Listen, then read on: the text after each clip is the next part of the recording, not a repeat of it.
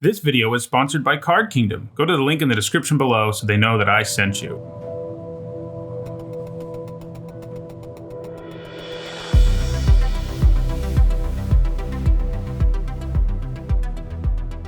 Hello everyone, I'm Hone, and it is Friday, so that means it's time for another MTG Top 10. Today, we're looking at beasts. To be eligible for this list, a card had to have either the beast creature type or create beast creature tokens. There are lots of beasts because almost every plane has creatures that fall under that rather broad umbrella. They appear in all colors, but green and red are the most frequent. In all, 429 cards were eligible for this list. In this video, we'll look at the 10 that meet this criteria that have made the biggest impact on the game. Before we get started, a quick reminder on how I score cards for these lists. Pro Tour and Mythic Championship top 8s, as well as Legacy and Vintage Championship top 8s are worth 2 points, and Grand Prix top 8s are worth 1 point. Now, let's look at number 10. At number 10, we have Crater Hellion, which is actually one of my all-time favorite cards. The Hellion is a huge creature who can usually wipe the board when it comes down since it does 4 to all creatures. You do have to pay the echo cost on the next turn or lose it, but the nice thing here is that sometimes just doing 4 to everything is all you need, in which case, don't worry about the echo, especially if you have something to do on your turn. Just let the Hellion die, it did its job. However, sometimes after you wipe the board, all you need is a win condition, and in a pinch, this 6/6 can do that. Crater Hellion put up the majority of its points in Urza's block Constructed because it appeared in 6 of the top 8 decks at the Block Pro Tour. It didn't see any play in Standard, but did find its way to 6 points in Extended, where it appeared in Oath of Druids and Sneak Attack decks, both decks that could cheat the Hellion into play in a pinch to wipe the board. At number 9, we have GHOR-CLAN Rampager, a beast that can also work as a combat trick. He comes with the Blood Rush mechanic, effectively making him a modal card. Basically, you can either have a 4-mana 4/4 beast with trample, or you can use a Rampager like it's an instant that gives +4/+4 and trample to a creature, and both of those options are pretty nice. Sometimes you need the creature, but the stats boost and the keyword ability he can grant using Blood Rush is probably the most efficient use of the card. In Standard, it was a fixture in Naya, Jund, and Gruul aggro decks. Then, after not seeing play since rotating, in 2016, the Ravager started to see play in modern Death Shadow decks which ran the eponymous creature Death Shadow, and sought to rapidly lower their life total and use combat tricks to one-shot the opponent, and GHOR-CLAN Rampager could help with that by giving trample and a huge power boost. Unfortunately for the Rampager, Jund-based Death Shadow decks have given way recently to Grixis Death Shadow decks, where the Rampager doesn't really fit in, and it may not find its way to another top 8 in Modern as a result. At number 8, we have Ravenous BALOTH, the only beast to make the list that has a tribal payoff for the creature type. The BALOTH can sacrifice any beast, including itself, for 4 life. An ability like this was more powerful back in the days of Onslaught because damage used the stack. This meant that you could block an opposing 4/4, put the damage from your BALOTH on the stack, and then sacrifice it. This allowed you to both trade and gain life, something particularly powerful when you're trying to race. Obviously, that doesn't work in today's game. Ravenous BALOTH had some success in Onslaught block Constructed. This is really the only time that the beast creature type has gotten heavy tribal support so far, and indeed, one of the decks it managed top 8s in that format in was a beast deck. It was also popular there in ramp decks, since it could buy you time to get into your crazy powerful spells.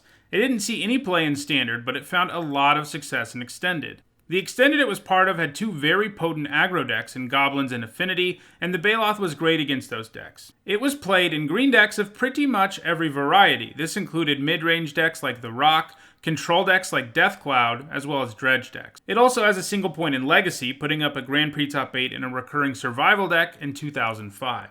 At number 7, we have DEATHMIST Raptor, a creature that has the much maligned ability, Megamorph. People hate this mechanic because it seems pretty lazy and not all that unique. I mean, it's basically Morph, and it also doesn't have a very good name. Despite that though, several cards with Megamorph saw a bunch of play in Standard, and DEATHMIST Raptor is one of them. In fact, DEATHMIST Raptor is one of the few cards in the game that is a Morph payoff, since he comes back from the graveyard every time you turn a permanent face up. This is particularly nice since he's got Death Touch, which means he can trade with anything and then just keep coming back. Doesn't hurt he has some solid stats either, as this enables him to get in for some serious damage if he needs to.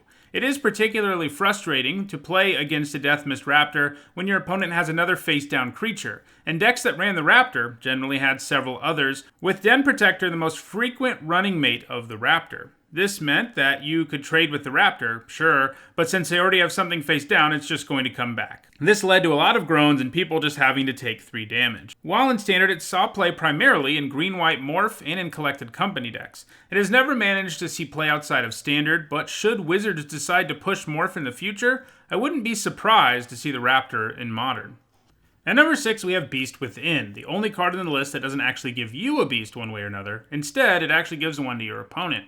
But it does so in exchange for being a 3-mana instant that can destroy any permanent type, something that is often a pretty great trade-off. Most of the decks that have run this, no matter what the format, have been decks that aren't really concerned about the fact that their opponent has a 3/3 beast, because they operate on a different axis, usually some type of combo, and they run Beast Within to get rid of things that might get in the way of their combo decks.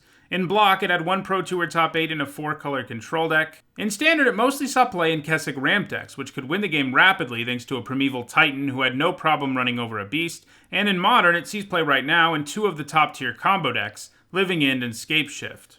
At number 5, we have GARRUK, Primal Hunter. GARRUK, of course, loves beasts, so it is only fitting that this version of GARRUK can make beast creature tokens. He is one of those planeswalkers with a traditionally powerful design. This is because he can protect himself with his beast friends, but also draw you a ton of cards, and he has an ultimate that can often win the game on the spot. He was heavily played in Standard for all of these attributes, featuring in Kessig ramp decks, a deck that could get a ton of lands into play in a hurry, so the ultimate could be very threatening, in addition to the fact that it could help you draw into your Primeval Titan. It also saw play in more traditional aggro decks like green-white and green-red. Its most popular home in Standard, though, was in the format-dominating Jund, Control, and mid-range decks. Since rotating out of Standard, he has never seen play anywhere else. At number 4, we have the OG GARRUK, GARRUK WILDSPEAKER, one of the original 5 planeswalkers printed. It was established early on, from the beginning, that GARRUK loved him some beasts, and this version of him can also make beast creature tokens. He can also help ramp by untapping lands, and his ultimate is basically Overrun. Like his more recent counterpart, GARRUK WILDSPEAKER saw a ton of play in Standard, showing up in a wide variety of green decks. This included aggressive decks like Elves, but also ramp decks, the Rock, Jund, and Rug Control. In Extended, he saw play in Deathcloud decks, which were particularly happy to play Planeswalkers because Deathcloud causes sacrifice of a bunch of things, but not of Planeswalkers, so GARRUK could stay behind and win the game for you after you wipe the board. He also put up a few points in modern junk decks. At number 3, we have Obstinate BALOTH, the second BALOTH who gains people life to make the list. Likely an intentional callback to Ravenous BALOTH. After all, they have the same mana cost and stats and gain you life, but this BALOTH reflects the changes in the rules of the game, and instead gains life when it comes into play, instead of needing to sacrifice itself for another beast, because that's just not as powerful now. This BALOTH also comes with a nice bit of additional text that makes it so that it just comes right into play if your opponent makes you discard it. This is particularly potent in formats where Liliana of the Veil sees play, since if your opponent makes you discard, you can just drop this monster into play, who may just be able to kill Liliana on your turn. In Standard, it mostly saw play in Valakut decks, where it could help the player buy time to combo off while also pressuring the opponent a little bit. It also sees play in modern Valakut decks right now, and in the past it was played in Birthing Pond, Jund, and Bloom Titan.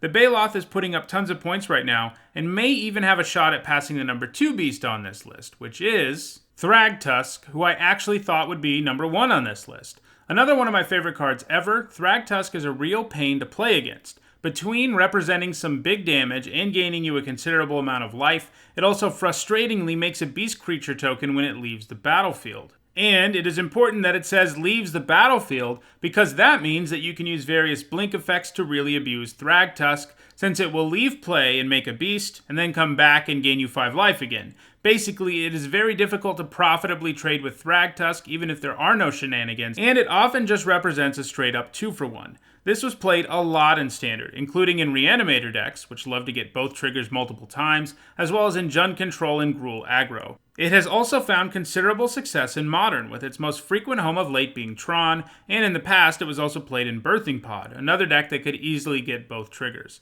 While it is still active right now, Obstinate BALOTH is actually seeing more play, so the race between the two will be close going forward. And at number 1, we have a card that I think will surprise some people, and it's sort of a sneaky beast. It is ARCBOUND Ravager. Yeah, I hadn't really noticed the Ravager had been errata to have the beast creature type until I did the research for this video, but yeah, ARCBOUND Ravager is now a beast, and that means it holds the #1 spot on this list, although both THRAGTUSK and Obstinate Baloth aren't that far behind. ARCBOUND Ravager's power really comes from the fact that it has the modular mechanic and the ability to get huge from sacrificing other artifacts. Combine that with the fact that it can sacrifice itself, allowing you to make a creature huge at instant speed thanks to the modular mechanic, and you have a very powerful card. Combat against decks running Ravager and a bunch of other artifacts can be a nightmare. Ravager has been the centerpiece of most Affinity decks in Block, Standard, Modern, and Extended. It had its score stifled somewhat in Block, Standard, and Extended as a result of Affinity essentially being banned out of those formats, but it has found so much success in Modern and in Vintage that it still manages to have a very high score, enough to be #1 on this list. Affinity has been a Tier 1 deck in Modern since it was created in 2011, and it still is right now, with a more recent version of the deck going even more all-in on +1/+1 counters than previous versions, which can be pretty insane with ARCBOUND Ravager. In Vintage, he sees play in the artifact-centric Ravager Shops deck, which can win the game in the blink of an eye by dumping a bunch of artifacts and making a huge Ravager or other creature, which is basically the Affinity plan. The top 3 in this top 10 are in a tight race, but I imagine that the Ravager is going to hold on to its slot by virtue of still being played a ton in Vintage and Modern.